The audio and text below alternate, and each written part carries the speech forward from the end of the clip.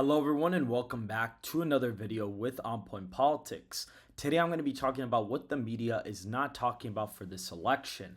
And so we see here Donald Trump basically skyrocketed to 67% in the betting odds on Polymarket post-presidential debate. As we all know, Joe Biden really fell down quite a bit, in this debate. I mean, he performed extremely abysmally, and Donald Trump had a decent performance, well enough to get across the finish line and actually able to come out as the apparent winner of the debate, even though he could have possibly had a better case, better case scenario. But really, compared to Biden, who couldn't talk for the entire time, he appeared miles better.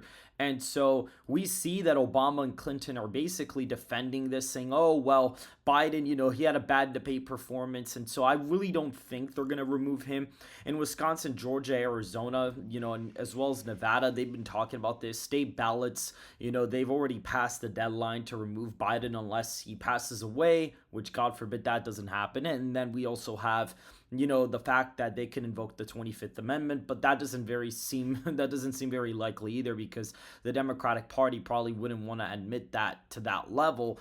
And so we see Biden's approval rating is at minus 19 percentage points. It's all the way down to just 37% right now.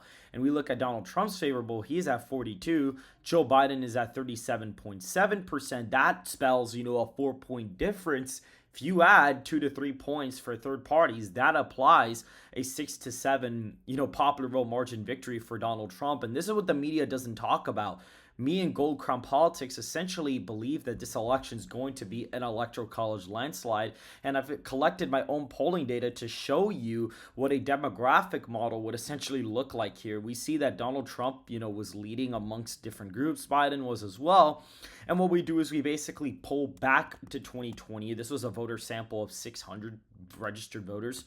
We look here, we see 2020 sample, and we see that Biden, pretty much here is essentially, leading amongst most groups, more so than the 2024 sample. But when you adjust for an exit poll error, so you actually look at the real exit poll margins and you apply an adjusted error for every single category and you model it out on 538's demographic model, we have Donald Trump winning 347 electoral college votes as of right now. And that's also what my current prediction is going to show. And we see the electoral maps filled out here with all of the safe states from 2020. However, we see states like Kansas are a 22-point victory for Donald Trump. By the way, this tooltip was developed by Hyper Rewind and his friends, so make sure to go subscribe to them as well. We see that goes in the safe column automatically for Donald Trump. The state of South Carolina, 23-point victory. Iowa, 17 points for Donald Trump. Ohio, almost 18. We see Florida at 16, and we see Texas at around 18 points for Donald Trump as of right now. Basically, that's pretty much it there. Guys, before I continue, make sure to hit the like button and subscribe as well. That would be greatly appreciated. And if you want to see more national and state polling, go to the description down below and donate to my Cash App, $onpointpolitics, all lowercase. And so we look at those states, they are safe, and Maine second is also safe as of right now, including Alaska. That puts Trump at 219 safe electoral college votes. And we see President Biden in states like Washington is only 7.7 percentage points there. In Oregon, he's up by 6.2 percentage points. In our latest forecast, he's barely up there, only by about 6 points. That's 10 points less than the previous cycle. And even Washington actually it shifts more Republican than Oregon shifts Republican, which I find pretty fascinating because Oregon is usually the closer state.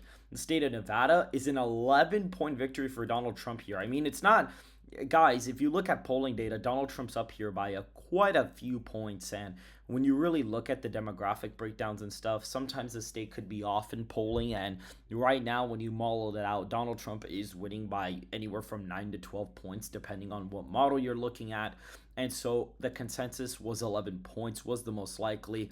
In the state of Arizona, about 9 points for Donald Trump there. In Colorado, Biden's only up 4.7 percentage points. New Mexico, Trump's actually up by 1.5 points there. And in the state of Hawaii, Biden's actually only up by 12.4 percentage points. In the state here, we see in the state of Illinois, Biden's only up here by 6 points. In Virginia, Trump's actually up by a point. We see in North Carolina, Trump is up by 12. We see in Georgia, Trump's up 11 points, similar to a state like Nevada, actually. And we even see in a state like Wisconsin, 8 points, Minnesota, 2.7% for Donald Trump, and Michigan, 7.8 percentage points. Abysmal numbers for Biden. Pennsylvania, almost a 9-point win for Trump. Nebraska's second is a lean district alongside Maine's first being a likely district and Maine's second being lean Republican. We see the state of New York at just 8 points for Biden as of right now. We see state of Rhode Island at 10 points for the incumbent president. We see the state of Delaware at just 6 points. It's literally just a 6.7 percentage point victory. New Jersey, 3.2 percentage points for Biden. We see Connecticut at 8.5 percentage points. That's already abysmal. And the state of New Hampshire is a 1.9 percentage point victory for Donald Trump. That puts him at 347 electoral college votes as of right now. And really the debate hasn't really influenced a lot of state flips just yet. We're going to be getting a lot of more national polling coming out of the election post debate really soon. So we'll see how that goes as well. So that's going to be very, very interesting. But this is what the media doesn't talk about. They don't go back to 2020 and do what I did. A lot of pollsters don't even do this. The only pollster that actually does this is the New York Times / Siena College. And when you basically average out their previous, samples of plus 6.4 Biden, their average lead for Trump is plus 5. That is literally a 11.4 percentage point shift to the right from 2020. My poll goes from Biden plus 5.4 in the popular vote in 2020 to Trump plus 5.8. That is an 11.3 percentage point shift, or 11.2 basically. And if you look at Gold Crown Politics, his popular vote margin is plus 6.8. That is also what I have as well. We kind of do a consensus popular vote margin with me, Connor K, and Gold Crown Politics. And essentially, this is what we're looking at for the 2024 presidential election, where Donald Trump is going to unexpectedly win certain states like the Rust Belt, North Carolina, Georgia, Arizona, Nevada by really big margins. Now, things could change. I mean, Biden could surge, Trump could surge, who knows? But as of right now, Biden had a really bad debate performance, and a lot of people, the media basically had to admit that Biden was not up to par. You had people out there basically saying that Biden was extremely mentally sharp. And I think a lot of people that were initially going to vote for Biden have just completely fallen off the wagon after that presidential debate. I mean, he could still recover, but I think it's going to be pretty hard to see him do so. But the media will not cross-reference polling like we do, like the New York Times does. And they also don't look at approval ratings and compare those, because incumbent approval ratings tend to actually determine the share of the national popular vote they get. Except here's the problem for Biden. Trump had a 46% approval rating. Trump ended up getting 47. Obama had a 50% approval rating. He ended up getting 51.1. Bush had a 49.5 approval rating. He ended up getting 50.7%.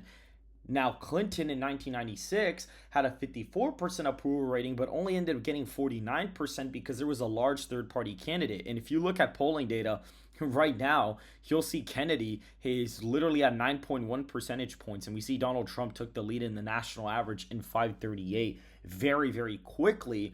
After the debate, you clearly saw that spike there, and even in a lot of state polling, he's kind of gained. But a lot of these polls have either been conducted before the debate or were actually done slightly post-debate, like maybe a day of polling was done a little bit after the debate. My new poll is actually the only poll with Donald Trump up by basically 5.8% in the six-way race, and that's the only poll that was conducted completely post-debate. So that's pretty interesting to look at as well.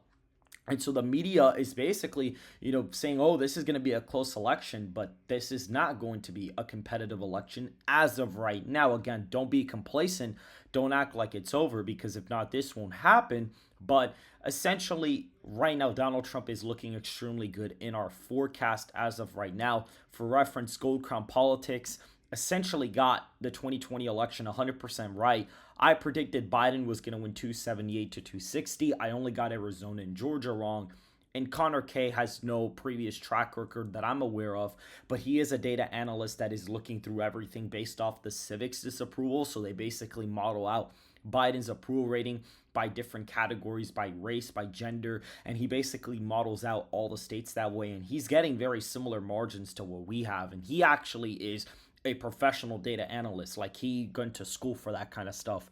And so right now our consensus is that Donald Trump is, at least going to win by this amount. And maybe states like Virginia and New Hampshire could be up in the air depending on RFK's vote share, because again, RFK, despite claiming ballot access in a bunch of states, is really only in 5 states. And so it really doesn't make any sense, to assume that he's going to end up being on every ballot, even though that's basically what we're doing right now. But once we get kind of confirmation that Kennedy is not really going to be on the ballot that much, then we're going to start kind of shifting our forecast. But for now, we are assuming, that Kennedy is going to be included in that third-party forecast, and that boosts Donald Trump up in a couple states. In Virginia, New Hampshire, Maine at large, those states would probably flip back if, there's not a large third-party presence.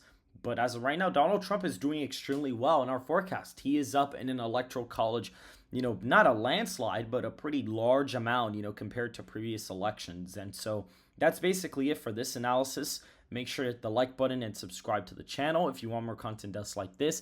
Make sure to follow the Twitter and join the Discord in the description down below. And make sure, if you want to see more state and national polling from us, to donate to $onpointpolitics through Cashapp. The thing is, we get paid as YouTubers like a month, delayed. So whatever I make this month, I don't get paid, till next month, which is kind of annoying, but that's fine. I understand.